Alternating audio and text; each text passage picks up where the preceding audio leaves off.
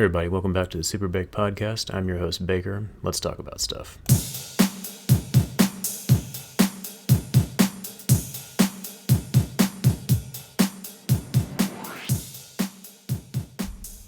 So, Elden Ring was on sale on Amazon for around $50 for the PS5 version, which I think I'm definitely have to pick that up. That's really good. So, yeah, that's a game that I've had my eye on for a while, but I haven't picked it up yet. But I've been hearing from quite a few of my friends and just from reviews and stuff online that it's a pretty solid game. So I think that's definitely going to be something I'm going to probably check out at some point. I played Bloodborne back in the day. I never quite beat it. I think I got about 2/3 of the way through that game, but I never beat that one. I did beat the new Demon Souls, the remake for the PS5, and really liked it a lot. But Elden Ring, I think I'll definitely have to check it out for sure, especially just because, George Martin was involved in it. So anything he's involved in, I'm definitely interested in, especially since it looks like the next Game of Thrones book is not coming out for a long fucking time. So, all right, anyways, on to the main topic of today's podcast. I wanted to talk about the series Arcane from the Netflix streaming service. Of course, this is based off of the Riot Games, or the game made by Riot Games called League of Legends, which I actually played a little bit of back a few years ago with a few of my friends. I'm gonna be honest, I was not a big fan of League of Legends. I had a bad experience with quite a few toxic players playing on that game. I'm not a competitive person by nature, at least not when it comes to video games, so that one didn't really resonate with me. I remember I played as I can't remember his name. It was the Yeti monster. I liked him quite a bit. Everybody else I don't remember very well, so yeah, I just wasn't really into that game. But the nice thing about this show is, from what I can tell, it sounds like you don't really have to play the game very much to really get the show or to enjoy it. I watched the first episode the other night, and yeah, I really liked it quite a bit. So I'm just going to give some of my thoughts and opinions on this episode, and I'll probably do, kind of like what I did for the Witcher series, I'll probably do an episodic review for this, or I might do, depending on time and stuff, because I'm kind of busy with work right now too, I may do more of what I did with Attack on Titan, where I just talk about maybe a group of episodes and just kind of give my overall thoughts on them. It just kind of depends, but I think for now I'm going to do the first episode and see how it goes. But yeah, my overall thoughts of the first episode, to give just a brief summary of the plot. Basically, it takes place in the city of Piltover, fictional setting, kind of a steampunk dystopian future. Basically, there appears to be two different classes in the city: the enforcers, and then the people who live in the undercity called Zon, where the two main characters, V and Jinx, find themselves on opposing sides of a war that seems to be escalating within the city. So that's basically kind of the story in a nutshell. And the first episode, we get to see the backstory for the two main characters, V and Jinx, who is also known as Powder. And of course, I looked this up, and I don't know if she's the one with the pink hair, and then Jinx is the one with the blue hair. I don't know if V was in League of Legends, but apparently Jinx was. I never played as her. It's been at least 5 years since I played League of Legends, so I have not touched it since then. But yeah, in the first episode, Jinx, she also goes by the name Powder. They're basically little kids in this story. And the opening sequence, pretty much gives you a good idea right from the start of what kind of show this is going to be. It's definitely pretty brutal. We see the two main characters watch in horror as their world is destroyed around them, both literally and figuratively, as we see that their parents are murdered viciously by an ensuing war between the two different classes in the city.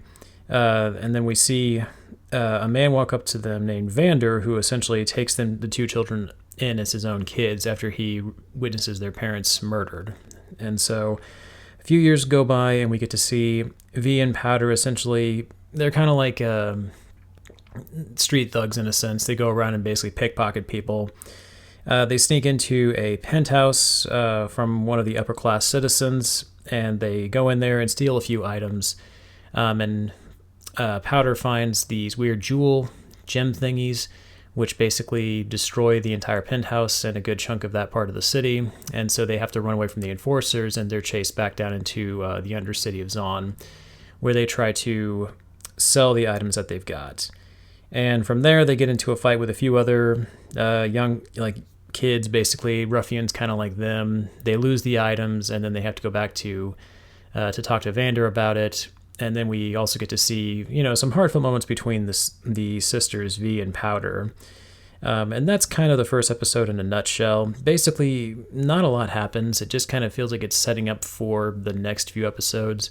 I remember in the trailer for this, I saw a lot of action sequences, and plus V and Powder looked like they were much older in the trailer that I saw. I didn't see a lot of clips of them as kids, so this almost kind of feels like a prequel to what's coming. The series is supposed to be, I think the first season is 9 episodes long.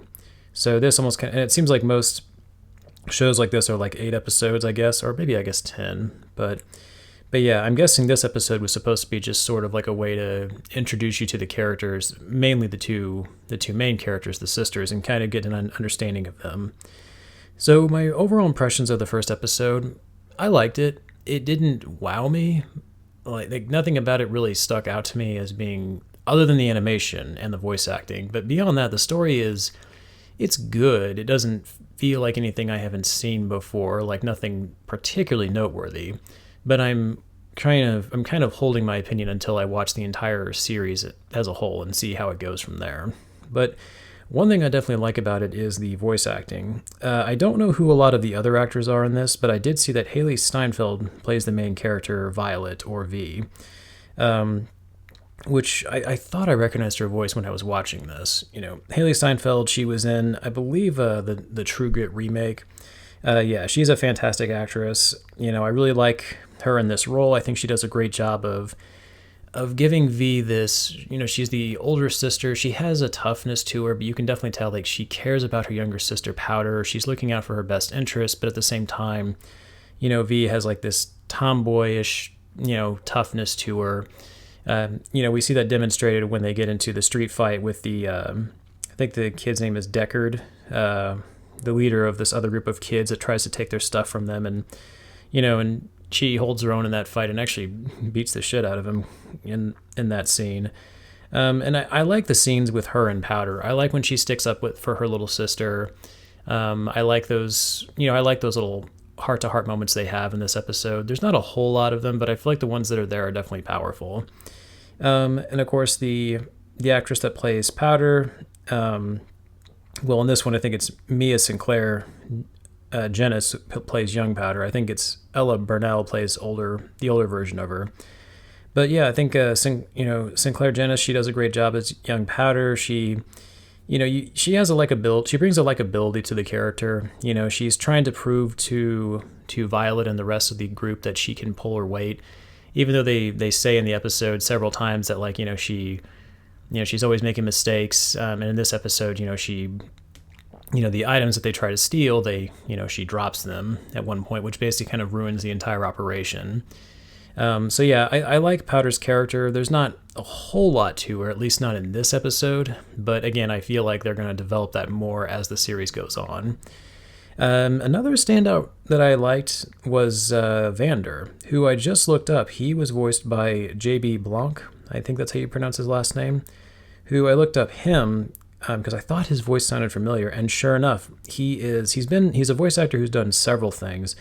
But he was the doctor in the Breaking Bad Better Call Saul series, the one that patches up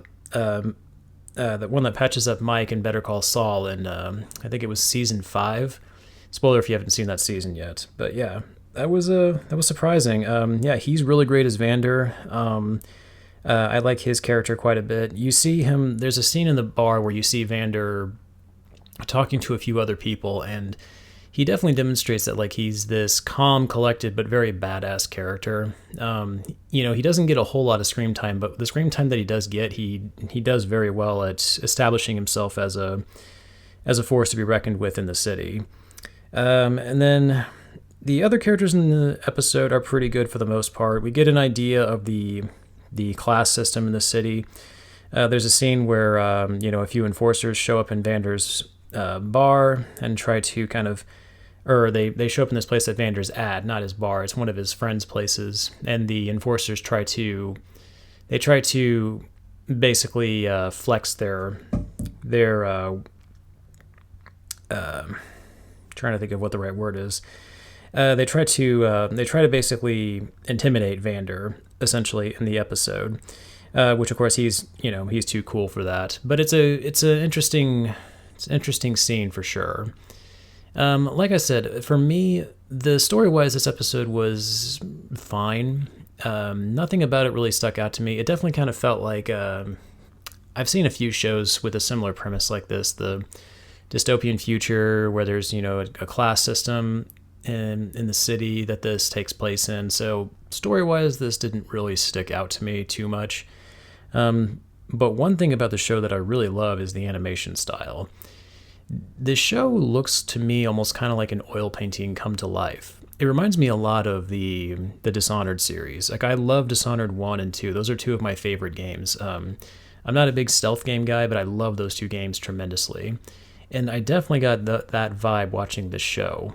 Like, the stuff, like everything in this show looks really good.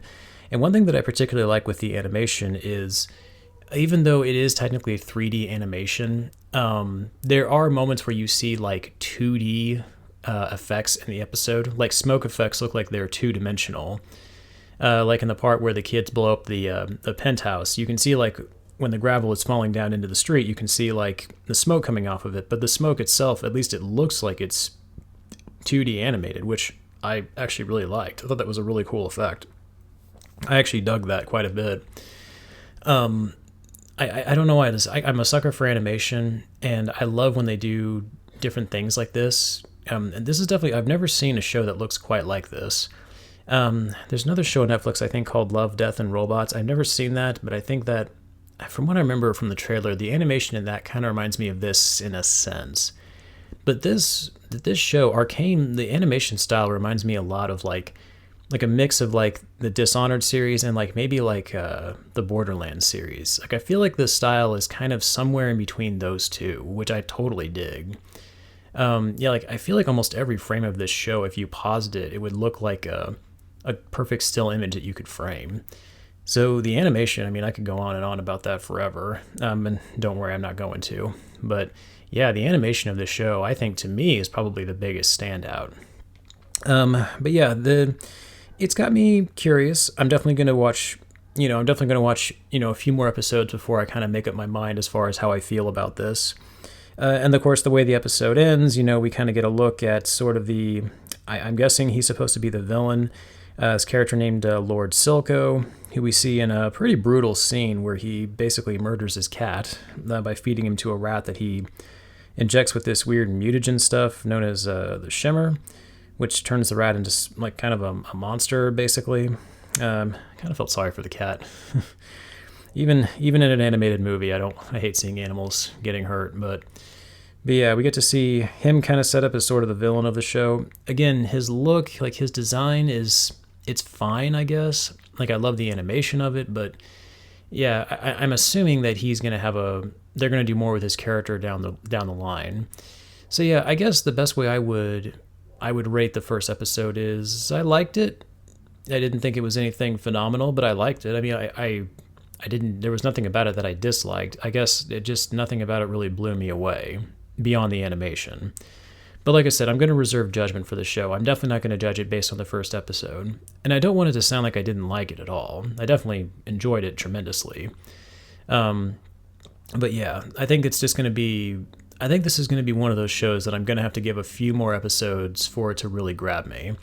But as of right now, I mean, I'm invested. So I plan on definitely watching this show, continuing it and giving my thoughts in this podcast over it. But that was my overall opinion of the first episode, Welcome to the Playground. So I'll be watching the next episode probably either tonight or maybe like over this weekend. So okay, and the next episode, or the next topic that I wanted to discuss, was the new trailer for Obi-Wan Kenobi. The Obi-Wan Kenobi series came out earlier this week.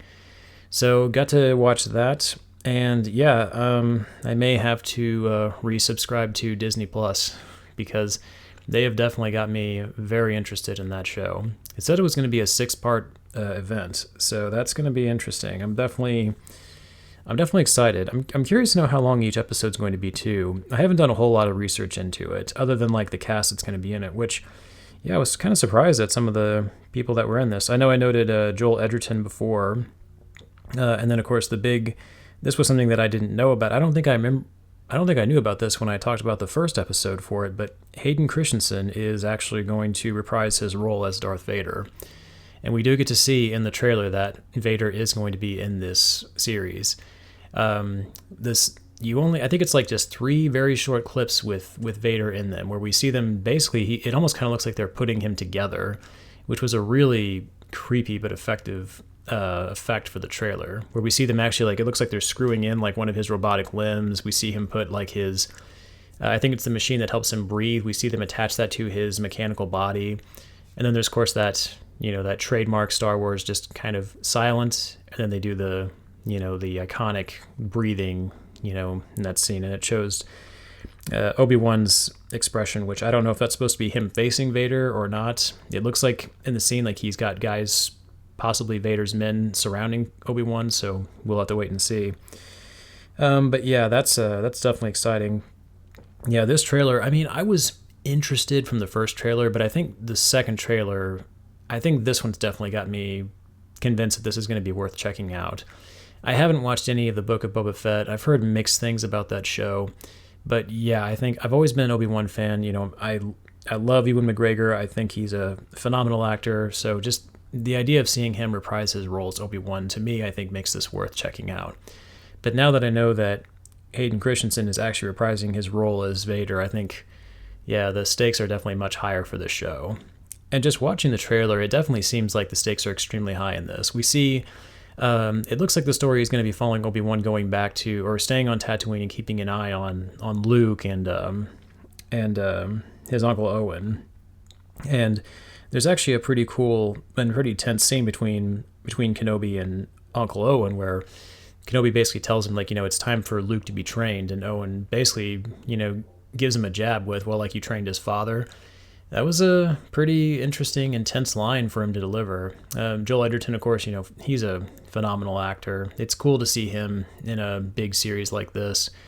So I'm definitely curious to see kind of what he'll bring to that role as well. I hope he has a big role in this show too. Hopefully he's not just going to have like a walk-on appearance. Like, that's the thing I'm curious about, is like how much of Luke are we going to see in this series? I assume we're going to see at least glimpses of him, but I don't know how much time Obi-Wan's going to spend with him, because in the original series, it's been a long time since I've seen the original trilogy, but I don't remember if Luke knew Obi-Wan super well. I'd have to do some research on that. I can't remember if he was just like, if he knew of Obi-Wan or if he actually like knew him like personally.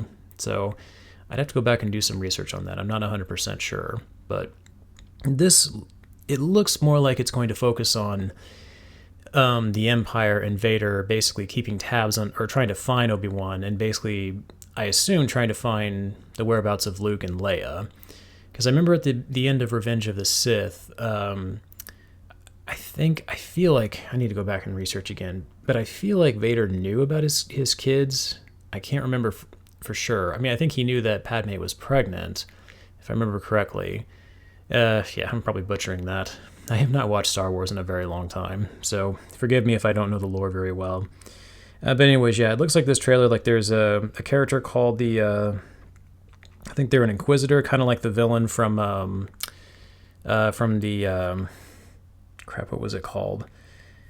It's the Star Wars video game that just came out with the guy from Shameless in it. Oh god, I can't, the box is around here somewhere, I can't find it, but anyways, yeah, it looks like it's going to be about basically like an Inquisitor trying to hunt down Obi-Wan Kenobi and basically trying to find him, and I assume try to find the whereabouts of Luke. So yeah, that's in it, and basically that looks like it's going to be the overall plot of the story.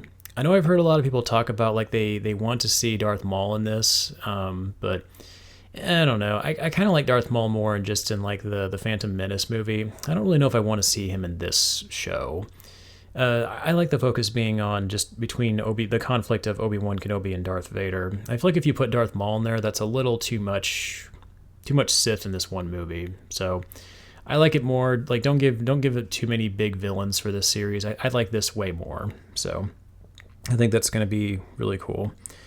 But yeah, I think I'll have to check this out. I may have to renew my Disney subscription just to watch this show. And also to watch a few Marvel movies and maybe some Simpsons as well. It's been a while since I've been on Disney Plus, but I think this is going to be the thing that brings me back for sure. But yeah, this is I'm excited about this for sure. Also, just as a side note, I just kind of wanted to point this out. Like, Ewan McGregor, as he gets older, he reminds me. He looks and sounds a lot more like Malcolm McDowell from A Clockwork Orange, which it's kind of funny. I remember Ewan McGregor back in the day. He did was it called Train Spotting? I think that was the movie, which in some ways kind of gave me vibes of like A Clockwork Orange, sort of. So I kind of wonder, like, if they'd ever tried to remake A Clockwork Orange, if Ewan would have been a good person to play Alex's character in that show.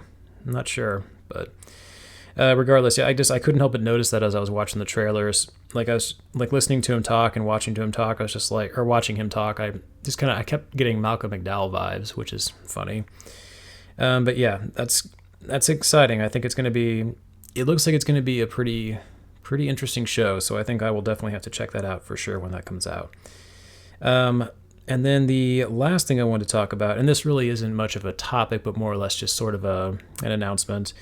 Doctor Strange, of course, comes out. I think it actually premiered tonight, the early showing, but it comes out tomorrow, I think, officially.